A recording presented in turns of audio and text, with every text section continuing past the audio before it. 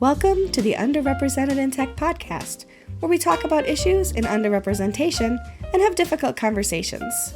Underrepresented in Tech is a free database with the goal of helping people find new opportunities in WordPress and tech. Hello, Samah. Hello, Michelle. How are you? I'm good. How are you? I'm good. I'm working from home today. The weather not feeling 100% me, so I'm working from home. It's a good thing. And I Yeah. told you this last week off screen.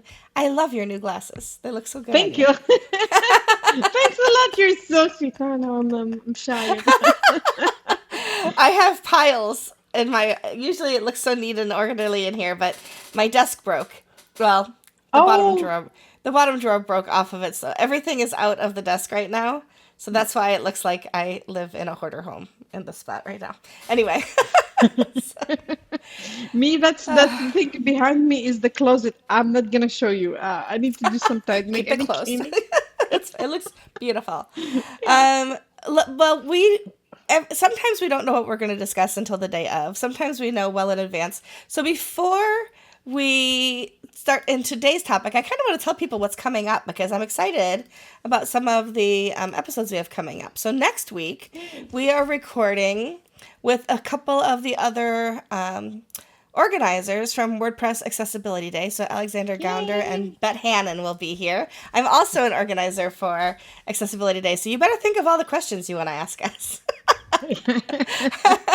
Oh, good. And the week after that, we'll have a woman named Shelby, and I'm sorry I don't have her last name in front of me right now, who does a lot of work around underrepresentation, and so she's going to come and talk to us about that. The week after that is WordCamp US, so we will not be recording that week, but we have some other things coming up after that we're still squaring up and getting some guests in the door. But late last night, I messaged you while you were sound asleep, saying, "What do you want to talk about today?" And true to your amazing research nature, I woke up today to what about this or this or this or this or this, and I'm like, she's like, "You're just the best. I love it." So Oh, thank you. so I did pick one of the things that you had put out there, which is from an article on Steve Sinnott Foundation.org.uk. So this is from an organization, a foundation about education in the UK on the importance of educating women and girls. So before I start in, as I was saying, my soapbox of all of the things, why did you pick this article? Why was this one of the things that you put out? I don't know, maybe because like where I'm coming from, or it doesn't matter at the end. It doesn't matter because all of us women, I believe, we go different struggle or different obstacles, but we still share a lot between each other. My mother believed in the power of education. She was always like told us, me, my sisters, and I, that if I have my degree in my hand and if I can work and afford buying things for myself and supporting myself, no man or no one can control me or control the way I live. And that's absolutely true. I believe it. Back home or in a lot of countries, women depending on men, or men are the breadwinners of the family. And of course, come with it, they have to pay the price. Sometimes the woman can drop her career, or she cannot go out, or she have to uh, be okay with the abusive husband, physically, sorry, or verbally. So I believe education is really powerful, and especially if we're going to talk about the whole globe. We're not in countries in Africa or in Asia, but also especially in the States or in Europe, to know also your rights, to Mm-hmm. know what you want to do, to have the freedom that you want to be whatever you want to be, or whatever you want to do. And I feel it's so powerful. Knowledge and opening doors for yourself, that's definitely why when I see it, my eyes sparkled. Say, yeah, this topic, we need to do this one. Yeah. That's it. And also the article is really impressive. It's Mm-hmm. talking about the education of women and girls and how much is crucial for sustainable development. I'm sorry about me, but I'm having my first cup of coffee now. Me too. Me too.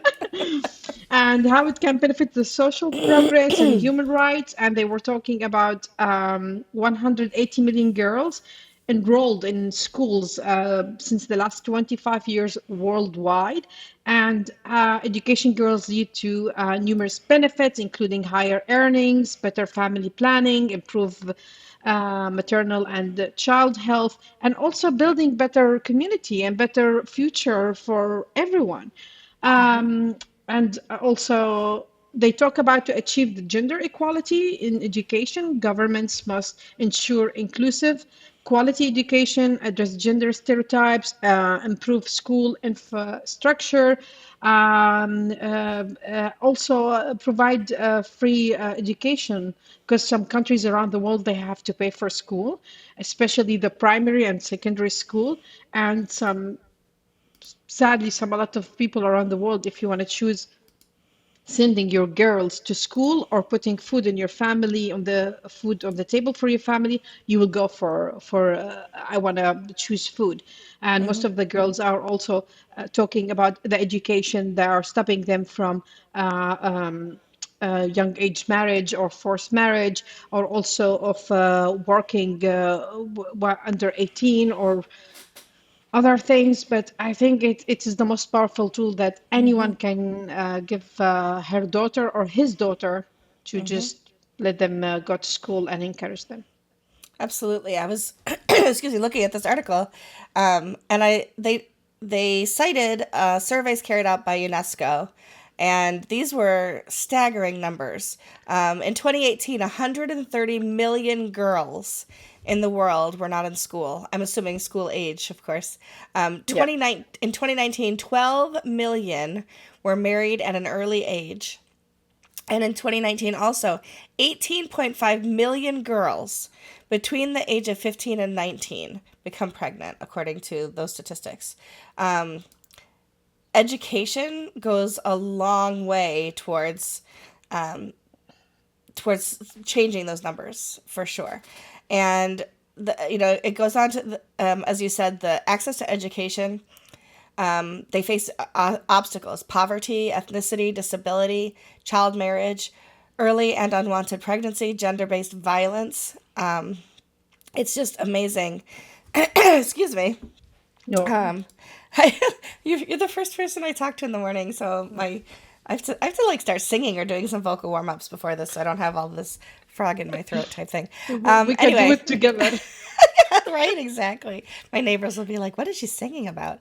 Um, but we've seen people like Mulala. I cannot pronounce her last name. Can you pronounce her last name? You probably can pronounce her last name. uh, Yusufzai. I can't pronounce it. I apologize for no, I not apologize to you remembering. because she's I don't have it Pakistani, in so front of me. I don't have it. I don't have it in front of me, so I'm trying to remember it. But she is somebody who is a staunch supporter, having been violently assaulted with she was shot in the head trying to get an education, and now she yeah. is a very outspoken person on educating women and girls in every society, but specifically where she has come from. And so, and all of the surrounding areas, of course, there are, and we look at countries like the United States, and we look at countries like the UK, and what we consider, like we used to always say, first world problems kind of thing, right? But the truth is that in countries like the United States, we still don't value women's education in the same way that we should, right? And so you don't have to be from a developing nation. You don't have to be from an impoverished nation for there to be this disparity between women's education and women's ability to obtain a job, and men's education and men's ability to obtain a job. Yes, absolutely. In some countries where there is religious rule or extremely, it is going to differ around the world. I'm not saying that the United States it's just as bad as other places. Please don't read that into what I'm saying. What I am saying, though, is it still exists, maybe to a lesser extent, but it still exists. I have mentioned on this podcast before that in 1987, which was not that long ago, people, I promise, my own school guidance counselor, who herself had to have been college and probably master's degree educated, told me, who was, a minus student, right? So I had like a 3.7 GPA in high school, and I graduated 21st in my class of over 320 people, told me I shouldn't go to college. I should focus on finding a husband and raising a family. Mm. And I mean, and yes, I hope that we don't tell our children that anymore, anywhere in the world, right? That you don't need an education. But for her to tell me that in, the great United States of America in 1987 was practically criminal. Like, thankfully, I didn't take her advice at all, right? So, I am educated. I do have several degrees, and not that having a piece of paper makes you an educated person. I want to state that as well. I know so many people who are smarter than me and have so much more knowledge than I do who never went to college. So I'm not saying college is the be all end all, but I did go on to do those things, which afforded me places in life, which allowed me to be where I am today. Even though my college degrees aren't required for what I do today, they certainly have helped me understand the world and know to educate my daughter beyond, the things that people would say, oh, she doesn't need. It just, it hurts. It hurts to see women being oppressed because they don't have access. It's one thing for a woman to decide for herself she wants to be a stay-at-home mom, or she wants to work someplace where there is no requirement for further education, or for, to take herself out of the running. I always want to empower women to make the choices that they want to do. But when our children are making choices to get pregnant and to think that that's their ticket to a future, instead of encouraging them to stay in school, encouraging them to get educated, encouraging them to find careers, because you can have it all, despite what they would tell us growing up, that you can't be a mother and have a career. I was a single mom and I have a career, and I have a very well adjusted child, right? So she is somebody who is an amazing person and amazing human in this world, who feels even more deeply than I do about the issues. And so you can, if you work hard enough, do all the things that you want to do. So telling women that they can't all those years is such a fallacy and such a way to keep us from having those roles that men just wanted to keep for themselves.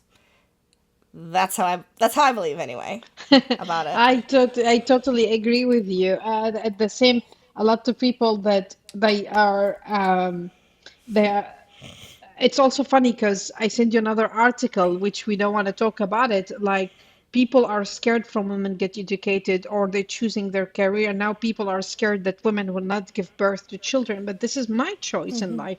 If I want to have kids, if I don't Yeah. want to have kids, if I want to stay home, or if I want to go to work and build a career, that absolutely should be the woman decision and no one Yeah. else.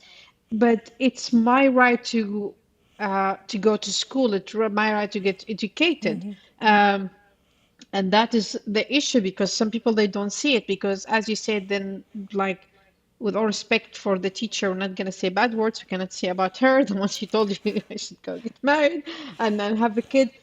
That is the thing, is because I will talk in different angle. If you ask a woman to do after high school, don't go for further education, go get married, and she has kids. Life is force majeures.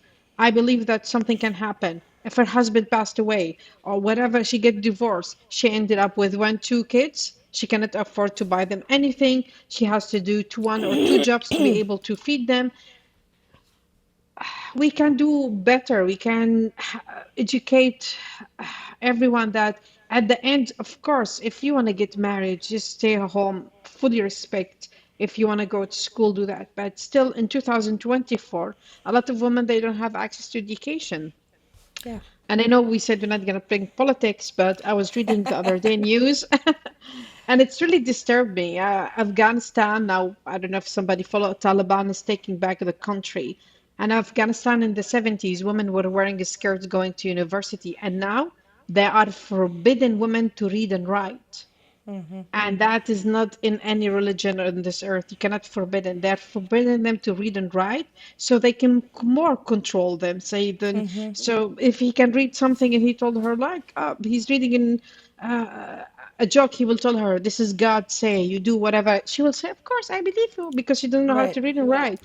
And Exactly. still, the numbers that you were saying earlier, the huge numbers, it is not we're talking 1 or 2 or 3 millions, it's like 180 millions around the world. That is really big number, and there's a lot of organization doing great around the world to do to I know UNICEF is giving for kids notebooks or backpacks or providing them with teachers. I know NIFPA for UN for women, they are supporting women with projects. They're funding their projects to do some work because how much you living in the States, I live in the Netherlands and Europe, our countries where we live, it's still a lot to improve in our life. It's beautiful, but we cannot disconnect ourselves from the real world because I believe how we are connecting WordPress, we still connect in the Yes. real world. Yeah, and not only education about teaching, it's also educating yourself about a lot of things happening in life. Yeah. We you said it was okay for me to bring a little politics in, so I will say, we're in the throes of a political campaigns, and our new president will be decided this year, and the vice presidential nominee on the Republican side made a comment in a speech a few years back and is still not backing down from it this year. He's been asked several times if he regrets saying it, and he will not say he regrets saying it. But he says that people who are child free, or he says childless, right, have no right in his mind to help plan the future of our nation because they don't have a physical tie to the future of our nation. I obviously could not disagree more. Like, that is, to me, to put Mhm. somebody in any kind of power that says, well, if you're choosing to be childless, or for whatever circumstances you are childless, you should not have a vote in what happens in the future of our country because you don't have a stake in that future. Now, my daughter and her husband have no children. They are in their 30s. And let's hope she has a very long life and lives to 100 years old. So she still has 70 years on this planet. She should have no right to speak on what happens in our government because 150 years from now, she won't have prodigy still walking the earth. That is ludicrous. I'm 50. I'll be 56 soon. I, I can't say 55 for very much longer. I'm 55. And let's hope I have at least 30 or 40 years left in me. I should have no vote because I don't have any children living at home. Like, I'm a childless cat lady, as he called us. I have cats. It's true, but that doesn't mean I shouldn't have a say in what happens in my nation because I'm no longer bringing children into the world. And so it just boggles the mind how people can still seek to oppress women. I felt like we reached a pinnacle in the 90s and the early 2000s, at least here, where it felt like women were coming into closer to achieving equality. Like, we're Yeah. still not there, right? But in the last 8 years, it feels like all we've done is step backwards. And a lot of that is because of the way that politics plays a role in how we educate women and we educate children in our nations. And so I don't care if you're in the United States, if you are in Haiti, which is the writer of that article is from Haiti, if you are in an African country, if you're in an Asian country, European country, it doesn't matter. If you are not educating your children to understand that they have rights to their own selves and that their voice is important in how their local government and the government, the greater government is run, we are doing everybody a disservice. It just feels so dystopian at this point. And it's hard to have hope when those are the kinds of messages that you're seeing on a regular basis. And yes, I'm seeing them much more right now because we have an election coming up in November. But we have to have hope. And we have to look forward to a future where we educate women and we educate girls and we educate men and boys to also appreciate equality and to Yeah. understand that they are not the dominant, and that they are not, that women are not subservient to them, and that women should have a right to be the CEO or the CTO or the director of, and all of those positions that we are absolutely fully equipped to run. We shouldn't only get those roles if a man doesn't want them. And that's how it's felt a lot, over the course of history, is that only if there's nobody else will we hire a woman to fill that role. I took a role back in, oh gosh, it was 1998. I took a role as the registrar of a business school. So that's actually where I got my MBA, here at University of Rochester in New York. I negotiated a salary. Now, I don't even want to tell you how much it was, because back in 98, the salary was a lot less than it would be today, right? The equivalent of today. But anyway, I negotiated a salary that I was very happy with at the time. And I took the role, and of course, I've got this big desk, and I'm corner office. I was so happy, and I'm going through the files and figuring out, like, what do I keep, what do I need, how can I learn, and I found some pay stubs of the person who had the position before me, and it was a man. He had had the position before me. Of course, I looked at them. How are you Of not going to course. look at them? I will He look. left them there for me. He made less money leaving that role than I made coming into that role. And I Oh, felt like that is so cool that they actually valued me, my education, and what they thought that I could contribute, that I successfully negotiated a higher salary than the incumbent person in that office, who had been a man. And for me, it just, like, all of those "Bring Home the Bacon" and "I'm a Woman" and all of those songs, like, the women's anthem, so to speak, just kind of empowered me. And that's what I have always tried to do for my daughter. And I wish that I had the ability to empower all the girls everywhere to have those thoughts for themselves and to want to do better for themselves and their future generations. So, I agree with you. Like, it's so, how can I say, if I look at myself and a lot of girls from my high school, I believe I reached the stars. I always said when I was a little girl, I'm gonna go work in different country. I'm gonna visit the world. I'm gonna go live in this and this and this. And my mom was like, I hope that. And I did it. I believe I'm really happy in my life when I was like looking at this little girl, refugee in one country, and and all of the girls at 18, they're really obsessed with getting married. Me, I was like, I was taking two schools after. So I need to study. I need to do something. I want to do something for myself.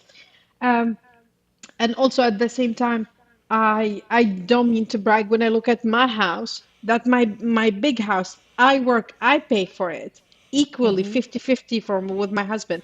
Of course, my husband getting paid five times more than me, what he's doing in the world. But for me, I don't accept it. I pay 50-50. Like, this is my share because this is my house. Um, and also when we're talking about education, educate women in everything. October is going to be the breast cancer month, and we at Yoast at work at WIN, we have this Empowered Women group. We're going to educate all of our colleagues, female and who identify themselves as a females, and other colleagues about it, because this knowledge is also how to protect your health, to know what is my health, how can I do. It's one of the nasty disease, no cure for it. Women go horrible treatment with it, losing their hair. There's a lot of surgery, losing uh, their breast, and a lot of health insurance. All of the health insurance, they don't cover the surgery after, and that is give you a lot of mental health issues, a lot of impact on your life. And to educate women how to prevent this, simple, something simple. I'm not gonna say let's all of us be science, let all of us be doctors, engineers. No, but that's something small. How to educate women about their body, their self, how to prevent it. That is itself empowering women. And it's at the same time, a lot of women in Europe and Netherlands. They don't do know how to do self-test, or oh, which year I should go to do the test, because how much liberation be in Europe? Like the test is here 50 years for women 50 years old and above, because genetically women. But I'm coming from a country that women can get it in their 30s. I wish I can take my genes from home to here, but I can't. It's not possible yet. I cannot transfer them. So education is really important, and also at the same time a lot of organization doing awesome. I know a lot of women in WordPress. I know Aida, you know her. She's teaching Mm-hmm. women how to use WordPress and build website. There's a lady from Ugandan WordPress community, Sharon. Also, she helped educating women, educating kids about learning WordPress, and that is really powerful itself. And I know we are talking about it, and I hope we in the future a lot of women teaching women's, because I don't like to wait from men to give it to us. We should Right. help each other to do it. Yeah. Absolutely. Absolutely. Yeah, I think we could talk about this forever, and there's so many Yeah. studies, and gender and women's studies exist because of the history of undereducating women and Yeah. under empowerment of women. In some cases, that's a very big understatement, but yeah, and I don't know in the UK, I'm sorry, in Europe and other parts of the world, but here we have something called Equal Pay Day in the United States, and that is the distance into the next year that a woman has to work to equal the pay of a man in the same position the previous year. So, for example, I don't know, job X, a man worked all of 2023 and he earned X number of dollars. A woman in same job X had to work into March of the next year to earn that same amount of money. And Yeah. that's what equal pay day is. The And salary it, gap. Yeah. yeah, it also changes based on ethnicity. So women who are, I think it's Hispanic women or Native American women that almost have to work 2 full years, like all the way into October, November of the next year to earn the same money that a man was making the previous year. So they are almost 50% of a man's salary for the exact same job. So it's not just women, it's absolutely disproportionate depending on the ethnicity of the women as well. And then if you add, disabilities into that, it also is worse. So yeah, we get the raw end of the stick a lot of the times. No, the salary gap in Europe, it's so crazy, and there's a lot of salary gap. I'm really happy at Yoast. They have this policy, all of us equal. It doesn't Yeah, matter if you're men, women, if you're Dutch, non-Dutch, all of us get, if you're doing the same job, you're getting the same pay. Maybe yeah. the difference is year of experience, or you have a degrees for it or something, but all of us, we don't, I'm really happy to work. But here it's normal that men get paid more than women. The only countries I think in Europe are the Scandinavian countries who have kind of equal pay. I find it really Yeah. ridiculous. And also Yep. something sad, and really pissed me off. I was learning about Dutch culture. I love Dutch culture. I love Dutch people. But 20 years ago, if you're working in a bank and you get pregnant and give birth, you will be fired because your brain cannot work as a normal person because you're Oh busy my with your. gosh. Yeah, it is really crazy. It is I don't know. crazy. I know a lot of Dutch people. None of them were that kind of mind, but I don't know who was in the government who decided this one. Oh, this one can be a good rule. Let's make it. No, yeah. Two So weeks. I think it was 2 weeks ago, somewhere in the last month. Was in the United States. It was the 50 year or 40 year. I'm not going to remember now. 45 year anniversary of women being able to open their own bank accounts and have a credit card. It was in the 70s in the United States that women were finally able to have their own, like have a credit card or have a bank account without a man's name on it as well. And I texted my daughter that. I'm like, I cannot believe that was in my lifetime, blah, blah, blah. She sent me back a picture of a woman. Let me find it and read it to you. She sent me back a picture of a woman. She said, I said 50 years ago, women got the right to apply for a credit card without a man's signature. I'll be 56 in October. That's within my lifetime. Crazy. And she says, wait, it's so funny you say that. I said, why so? She says, because I just celebrated my good colleague and friend's retirement anniversary from the bank. And she said the week she started, that law came into effect. And then she sent me a picture of this beautiful woman with her. It was a beautiful black woman. My daughter's a black woman. And so to see the two of them beaming at this picture was really beautiful, celebrating their accomplishments. But yeah, she's like, wait, I can't believe you just said that, because she just said that too. So yeah, it's so crazy. Does people think, like, if you're a woman and your father passed away and you don't have a brother and you don't have uncle or whatever, and what you will do? Like, you'll beg in the street, you don't, what do you yeah, do? Just hold the money in your bags or in your socks and your drawers, you hide them? I don't know. it's insane. Insane. Sometime I'll talk about when I used to work as a volunteer at the Susan B. Anthony House here in Rochester.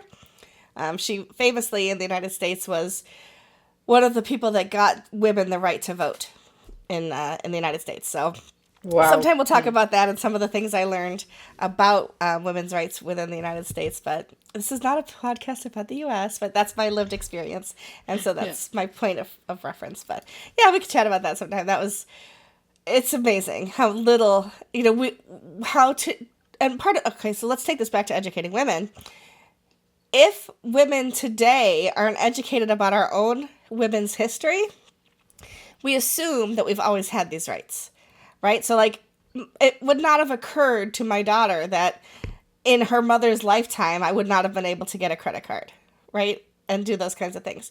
But we educate people to understand the history isn't that long ago that things were bad, right? Or not as good. And we think, and like the civil rights movement in the United States was in the 60s, 50s and 60s, right? I mean, and we're still struggling, of course. But that's when, people were marching and there were so many deaths and just, it's not over, I know. But the civil rights movement, that's when it began with Martin Luther King Jr. and all of that. And so that's not that long ago. But anything that happens before your consciousness feels like a million years ago. Right? And so we need to continue to educate people so they understand that the rights they have today didn't exist within their parents' lifetime in a lot of ways. And so understanding that, I think knowledge is power in that, so that we make sure that we don't turn the clocks back. Anyway. Yeah. I wasn't going to get on my soapbox, but there it is. I'm on my soapbox every week. That's why we have this podcast, right? So to bring up the hard points. Anyway, I don't know what the takeaway is. Educate women. Fight for the education of women and girls. Educational is powerful in any aspect of life. If it's about learning a new skill, learning your rights, learning your history as a woman, can know a history of other women, other country, or even how to protect yourself from future disease. But knowledge is powerful in any aspect, That's the title of this episode. Knowledge is power, I think. Yeah, we came up now also with the title. I love it. Well, we're thank productive. You. Thanks for bringing up, doing good research and bringing up good topics for us, Samah. I really appreciate that. Yeah. As we said, next week we're going to be talking to Alexander and Bet about WordPress Accessibility Day. And accessibility is more than disability, right? So why we have accessibility on the web, primarily, of course, is for people with disabilities to have access. But I love this. I love the fact that accommodating people with disabilities is also tied to your SEO, which is your wheelhouse. And so I think that it's like, even if you hate disabled people, do it for the SEO, right? So, but let's do it for more than that. So next week we're going to talk about WP Accessibility Day, why it exists, and why accessibility is important, and then we'll go from there. So if you have questions in advance of that topic, or if you have questions about today's, hit us up either publicly or privately on our socials, or you can go right to our website and fill out a form there. Thanks for hanging in there with us and listening to our thoughts on what we think are some pretty important matters. So thank you, Samah. I appreciate you. Yeah, thank you, Michelle. Thanks, everyone, for listening. And see you next week. All right, bye. Bye. If you're interested in using our database, joining us as a guest for an episode, or just want to say hi, go to underrepresentedintech.com. See you next week.